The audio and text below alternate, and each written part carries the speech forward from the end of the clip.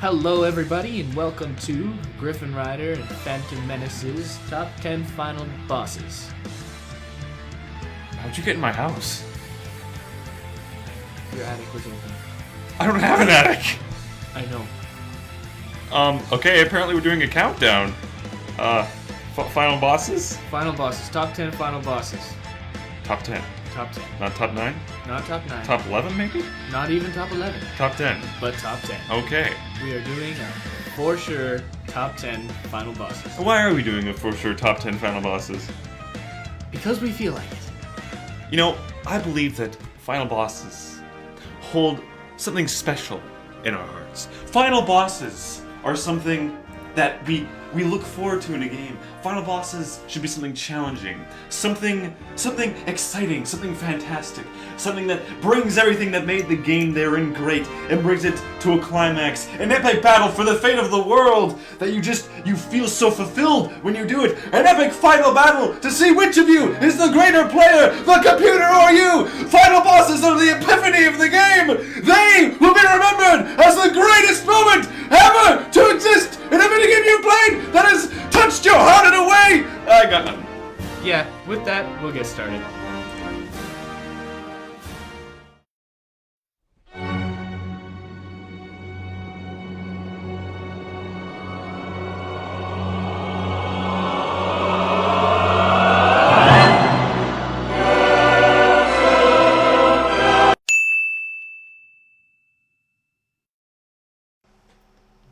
Just a warning before we actually start the countdown, it is chock full of spoilers. Yeah, it is.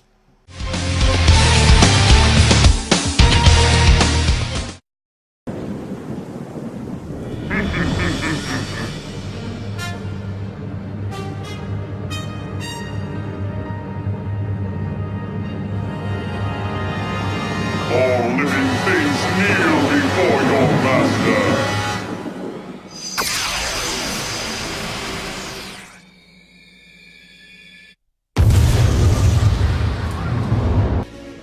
At number 10, we have Metal Madness / Metal Overlord from Sonic Heroes. Now, of course, there's going to be a Sonic boss because, well, it's me we're talking about. I love Sonic. I really enjoyed Sonic Heroes the game because it gave you a chance to play as a lot of different Sonic characters in their respective teams, not just Sonic or Tails or Knuckles. And although there were some characters I could do without. Big the cat! Oh, sorry. Anyways, in the game, there's multiple different endings you can do depending on what team you chose. Some of them, it's Eggman behind all the evil that's been going on. Oh, big surprise. And some things, oh, it's not Eggman that's going on. Oh, and some endings, what the heck just happened? But if you collect all the Chaos Symbols in the game, you get the true ending, which you find out that Metal Sonic has been orchestrating all the evil, and because of the DNA he's collected from everyone by battling them, he's transformed into a giant dragon. It doesn't make a lot of sense, but, you know, it looks kind of cool. He's a big dragon. Yeah. Okay. So, Teams Dark with Shadow, Rouge, and Omega. Rose, that's Amy, Cream, and, what's his name? Oh yeah, that, Doofus. And Team Chaotix, Vector, Charm, and Espo. They fight Metal Sonic Dragon Goku, not in his final form yet, as he's attached to Eggman's flagship in this big epic battle where he shoots ice beams and then fire and all sorts of stuff, and there's lightning and it's so cool. And Team Sonic during this goes on a coffee break. They're not there. They're nowhere. They just kind of leave the guys to do what they do. But after you defeat Metal Madness, as he's called in his first form, he turns into his final form, which he just grows a wing and flies away like a coward. And then Team Sonic turns super and chases after him in the sky. And by Team Sonic turns super, I mean only Sonic turns super, because apparently Sega didn't like Knuckles being pink. Now, this is where it gets really awesome. You fight Metal Overlord, as he's called. As you're flying in the sky, he throws ships at you, more ice crystals, I don't know why he does that, and laser beams. And it's really epic. He talks about his true purpose in life, and you find out that the whole reason he did all this stuff in the game was just to prove to Sonic that he's better than him. I mean, that's the gradient of my name, guys. Anyways, all in all, it's a great battle with amazing music by Crush 40 and an awesome ending to it. I especially like how you hurt Metal as you build up energy in your team and unleash an awesome team attack. Although the fight does have its faults, it still lands number 10 in our list. why I had it all!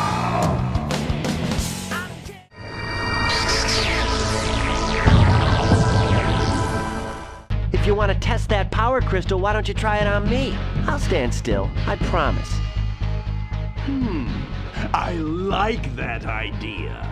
Dragon, you've just sealed your fate! Coming in at number 9, we have Ripdoe from Spyro 2. Now, I talked about Spyro 2 in my last countdown. If you haven't watched it, you should. Anyways, but I have a confession to make. I haven't played Spyro 2 in 11 years. 11 years. It's a long time. But it still is one of my favorite games, and I loved it as a kid. It brings back so much nostalgia when I think about it. So when it came time to pick a final boss, Ripdoe immediately came to my mind. It seems a little anticlimactic, the boss fight, as you are fighting a little tiny dinosaur, who also happens to be Viger's father from League of Legends, but it is quite epic, well, at least as a child it was. You'd go around collecting orbs before Ripdoe does to unleash an awesome attack on him. That's phase 1. Now you have to collect orbs scattered around the arena before he does. If he collects them, he'll unleash an awesome attack on you. If you collect them, you'll get to hurt him. Phase 2, Ripdoe gets a giant robot buffalo dinosaur, which makes perfect sense, and fights you while riding this. The whole time, your friend Hunter, the tiger I think he is, he grows wings and he flies around the arena dropping sheep for you. Because that also makes perfect sense.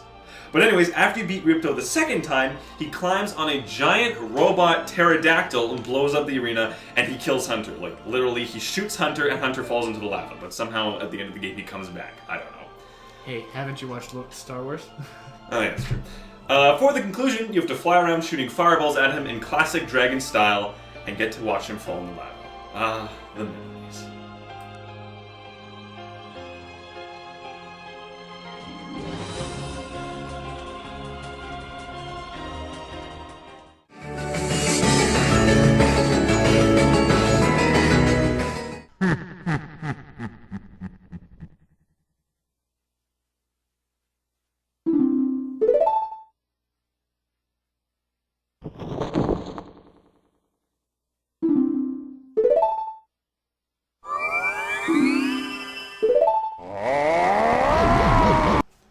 Alright, coming in at number 8, we have Ganondorf from Ocarina of Time.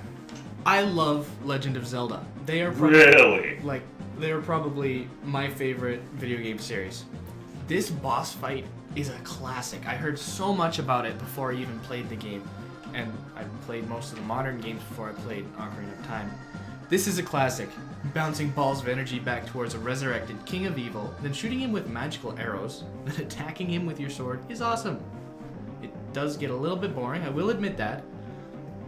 But eventually you do save Zelda and escape. Hooray! All's butterflies and roses. Just kidding. Of course Ganon is gonna rise from the rubble of the destroyed fortress and attack me. Now, when I saw this, I got super excited and I was like, yeah! I get to kick Ganon's butt. Then I realized I was out of magic. What? How does this... I had to run from him and hide. You need magic to beat him? You need magic to beat him. You have to shoot light arrows at him and then attack him. I thought that was in phase 1. I was looking... Yeah, you have to do it to him twice. Once when he's a human and once when he's a pig. Oh, okay. I was looking forward to roasting him over a spit. Anyways, you kill him and then it's all good. Overall, it was a bit slow to get started, but it was a good classic boss fight.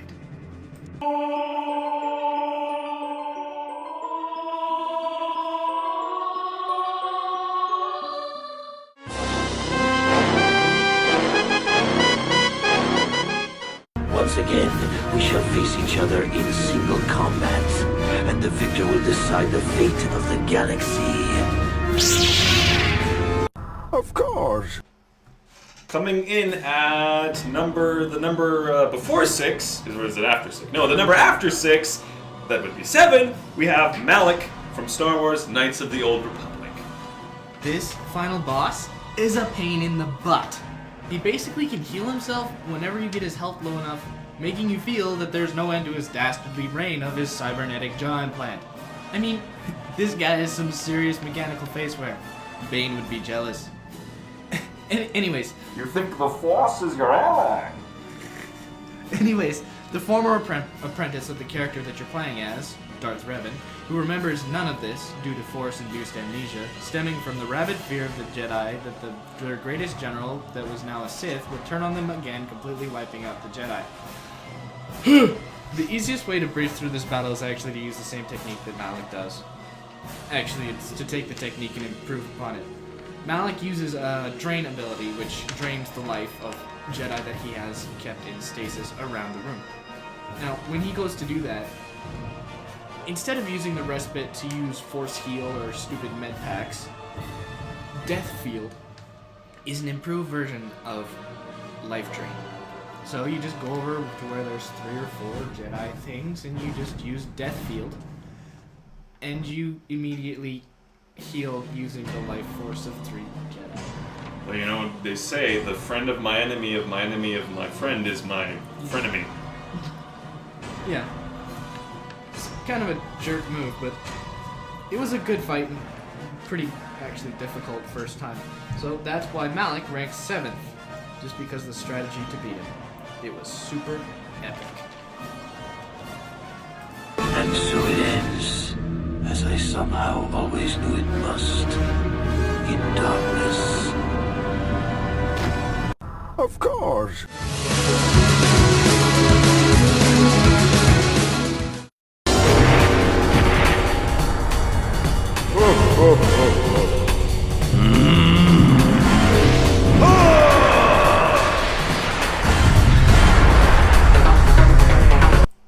Coming in at number 6, we have Dark Raven from Billy Hatcher and the Giant Egg. So you guys heard of the awesome game Billy Hatcher and the Giant Egg, right? Oh, that's what I thought. None of you have. Anyways, it's not a very well-known game. It is made by Sonic Team, the same guys that made Sonic, but I assure you it is not Sonic the Hedgehog. It is not related to Sonic Hedgehog in any way. There is a guy with a mustache in it that made it. If you ever get the chance to play the game, I recommend it. It's very unique, and it's a wonderful game. It's if you like Pokemon, it's not like that. So, yeah. The game revolves around a magical item called the Giant Egg, which grants the person who breaks it a wish. One wish that comes true. That sounds like anything. Anyways, this is quite unique, as I said. So you eventually reach the Giant Egg and face off with the main antagonist, Dark Raven, who's been trying to break the egg so he can take over the chicken village. So all the bad guys in the games are crows, because we all know that chickens and crows have a long-standing rivalry between each other. They don't get along. Well, in the game, at least you get to murder the crows, right? Oh, yeah, am I right? Yeah? That was terrible. Yeah. So, after fighting Raven in his first form, he shoots pools of, stuff at you. You beat him, yay! But then the egg breaks. And instead of wishing to rule over the land, Dark Raven wishes to become some sort of dark Raven. I'm honest, that's what he does. But this fight was so scary to me as a kid because you start fighting him in this Dark Raven form and he takes your suit away. Now without your suit, you're just a regular kid that you were in the beginning of the game. You can't fight or anything, you just can run away. Sorry, you can just run away. And that really scared me. Are you starting to cry? It was so emotional, like, you went through all this stuff to become the whole game was based on courage, having courage and standing up to the darkness, and now you didn't have your suit. What were you gonna do? And I freaked out as a kid. I didn't know what was gonna happen. That also sounds familiar. How was I supposed to beat this guy? Of course, you do get your powers back after a while through the power of courage and friendship and whatnot, and you fight Raven. So Raven, he shoots these dark balls of energy at you. You have to catch them, turn them into light balls, and shoot them back at him. Sound familiar, JJ? Uh-huh. So, Raven attacks you also by shooting you with feathers and diving at you through the darkness. At one point in the fight, he makes the whole entire room in the dark, and you have to guess where he's coming from, otherwise he'll shred you to bits. And, yeah, I think that's pretty much it. The music is the icing on the cake in this boss, as it is a demented version of the game's theme song. Ooh, yeah, and for anybody that didn't catch what we were saying there seemed to be a lot of bridges between this and Legend of Zelda. Not everything revolves around Zelda, JJ! Okay. Anyways, There we go.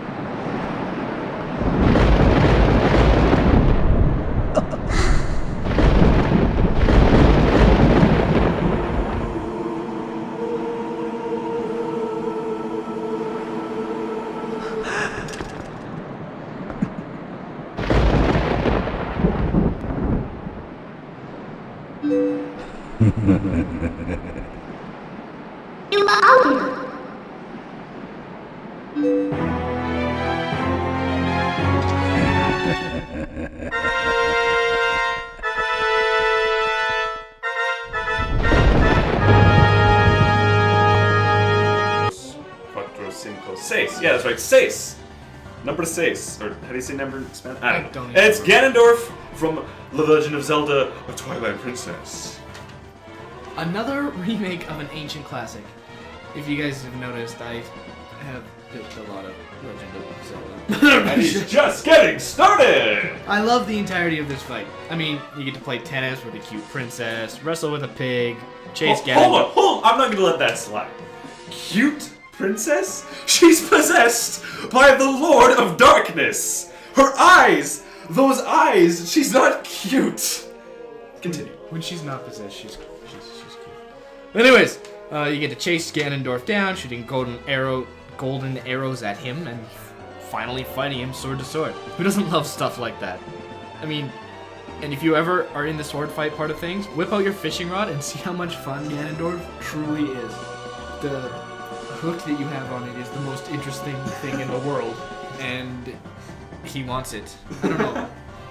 My inclination to completely destroy this red-haired titan with godlike powers was magnified tenfold when it was implied that he killed Midna, your little helper that you got during this game. I raged. I mean, people were driven insane by Navi, and that was completely understandable. Actually, I didn't mind Navi too much. It's one person in particular I do not like. Maybe you've heard of her. Her name's Fee from the recent game. Both of them just drove me insane, but I mean, Midna, she actually was... There was character development there, and I really like that. I would say she's probably the greatest companion you've had. I think so, yeah. It sucks that the programming of the game made it so you can only kill him once. I would have brought him back over and over to kill him twice. With every single weapon in my arsenal. Well, to be fair, you did stab him in the chest and just leave the sword there. But I didn't even kill him. Zant killed him. Zant is a jerk because he stole my kill. I stab him in the chest and Ganondorf is lying on the ground going, and then some dude that you beat earlier in the game is like, I'm mad at you, and then like twitches his neck. Kills him. I didn't even do it. It wasn't fair. Not gonna lie, the last two of my parts of this fight are why I loved it so much.